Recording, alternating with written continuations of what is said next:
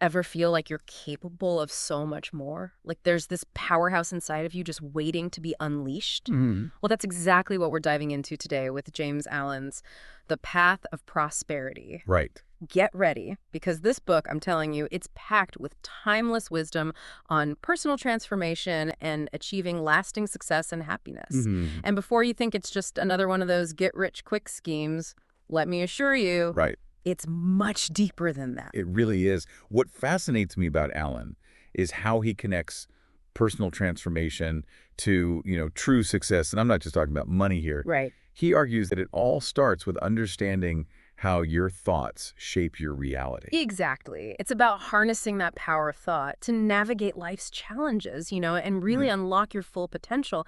And, Alan doesn't shy away from the tough stuff either. No, he doesn't. He even tackles the concept of evil, but not in the way that you might think. Right. He sees evil not as some kind of external force out to get you, but as a learning opportunity rooted in our own ignorance. Oh, interesting. Yeah, it's like when you touch a hot stove as a child. Yeah. It's a painful lesson, sure, but it teaches you to approach fire with caution in Yeah. the future. Right? Our negative emotions and reactions, while uncomfortable, can be powerful teachers, Oh, absolutely. if we're open to learning from them. Yeah, it's like that old saying, sometimes you have to feel the burn to learn the lesson. Uh, yeah. So how does this tie into Alan's idea of the world as a mirror Right. reflecting our inner state? Hmm. That's always been a powerful concept to me. Yeah, and it's all about how our inner world shapes our outer experiences. Mm-hmm. Allen illustrates this with the story of two men who both lose their savings. Okay. One man succumbs to despair, letting the event define him. The other man chooses a different path. Okay. He sees the loss as a chance for a fresh start and ultimately achieves even greater success. Same event, two completely different outcomes Wow. based solely on their reactions. Oh, that's a powerful reminder that we always have a choice in how we respond to things, even when, life throws us those curveballs. Mhm. But if our thoughts hold so much power, how do we start to shift those inner dialogues and create positive change? That's where Allen's belief in the power of actively shaping our inner world comes in. He tells the story of a man who transforms his simple cottage into his own personal paradise. The takeaway: we can find ways to improve our inner lives regardless of our external circumstances. I see. Think about your own life for a second. What's one small change you could make to cultivate, a greater sense of peace and contentment within yourself, starting today? I love that question. It's a great reminder that we have more control over our experiences than we often realize. Mm-hmm. It's not about waiting for things to be perfect on the outside, but about cultivating that inner peace first. And this is where Alan's concept of the silent power of thought comes into play, right? Exactly. Allen believed that mastering our thoughts is essential for a fulfilling life. He argues that fear, worry, doubt, these things act like shackles, holding us back from our true potential. Oh, yeah. On the flip side, faith, courage, purpose, these are the winds in our sails, propelling us towards our goals. Think about it. Have you ever noticed how those negative thoughts can sabotage your, best efforts? Oh, absolutely. It's like trying to run a race with your own mind working against you. But knowing that, how do we quiet the mental noise and cultivate those empowering thoughts? Our minds can be such busy places. Allen suggests a practice he calls going into the silence. It's about taking a few minutes each day just to quiet the mind, connect with your inner peace. This might seem challenging at first, but even a few moments of stillness can make a huge difference. It's like hitting the pause button on a chaotic day. Easier said than done, I know, but so worth it. And this inner work, this mastery of our thoughts, it directly translates into tangible results in our lives, right? Absolutely. Allen specifically connects it to achieving health, success, and power. But he's not talking about chasing external validation or material possessions. It's about aligning with your core values and living authentically. So it's not about achieving some external measure of success, but rather an internal alignment with our true selves. That's it. That makes so much sense. Tell me more about how Alan defines true health. It all starts with mental and emotional harmony. Okay. He tells the story of a chronically ill man who only finds healing after confronting and renouncing a hidden vice that had plagued him for years. Oh, It highlights the powerful mind-body connection. Hmm. Our physical well-being is deeply intertwined with our mental and emotional states. That's fascinating. We often compartmentalize our health, but Alan reminds us that true well-being is holistic. What about success? How does Alan define that?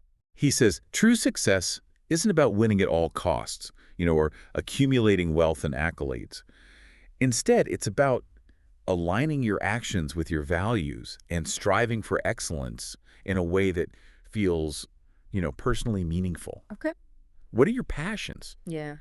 Your driving forces. Hmm. True success comes when we pursue those with integrity and purpose. It's not about impressing others, but about living in a way that feels authentic and fulfilling to you. Yeah. And power, that's another interesting one. I'm guessing Alan doesn't define it as dominance over others. You're exactly right.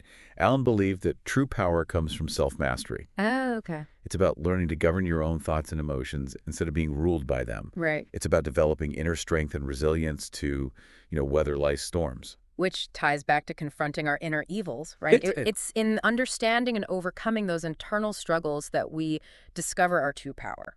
Precisely. It's not about being perfect, but striving to become the best version of ourselves. Yeah. And it's this journey of self-mastery, of unlocking that inner powerhouse that leads to what Alan calls abounding happiness. Okay, so let's talk about happiness. What's Alan's take on this often elusive state of being? Alan challenges the common belief that happiness is found in external possessions or accomplishments. Okay.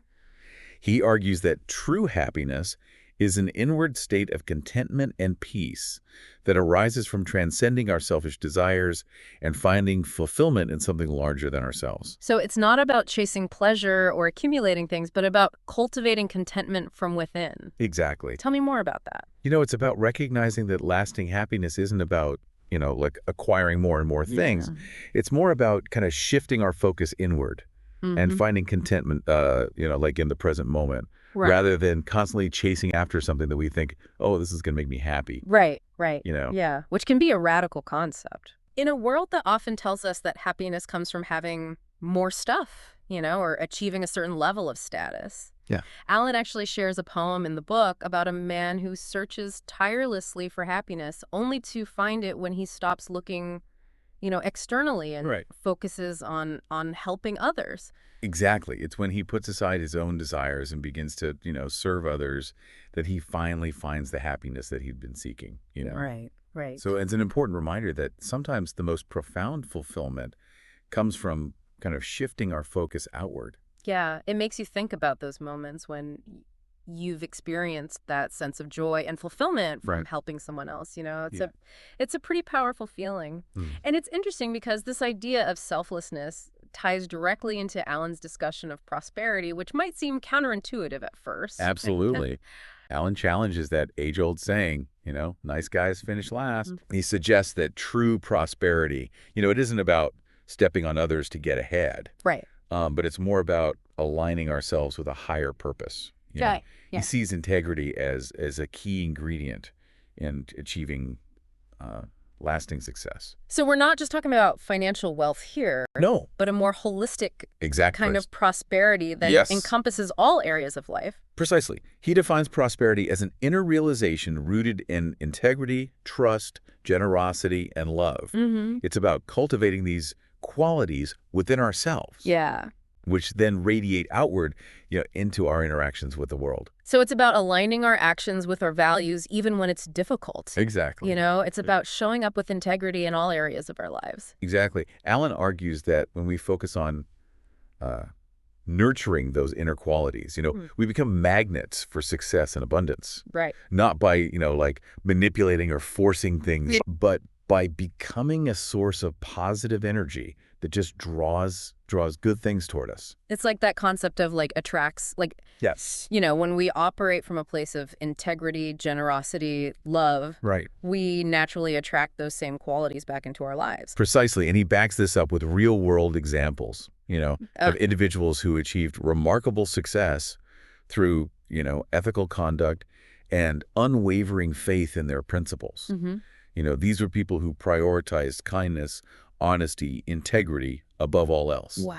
and their lives reflected that. So it's not about being a pushover or letting people walk all over you. Right, exactly. It's about staying true to your values and operating from a place of inner strength and integrity, That's it. which ultimately leads to a more authentic and fulfilling kind of prosperity. Absolutely. And that kind of prosperity, the kind that's rooted in integrity and purpose, Mm-hmm. it's far more enduring and meaningful Right. than any, fleeting material wealth or external validation. It's about recognizing that true abundance encompasses far more than just our bank accounts. Yes. It's about cultivating richness in our relationships, Mm-hmm. our health, our contributions to the world, and our own sense of inner peace and fulfillment. It's about recognizing that true prosperity is an inside-out job. Yeah. I love that. It's such a powerful reminder that lasting fulfillment starts with inner work, with cultivating the qualities of character that draw abundance into our lives. It's about recognizing that we already possess the tools, Right.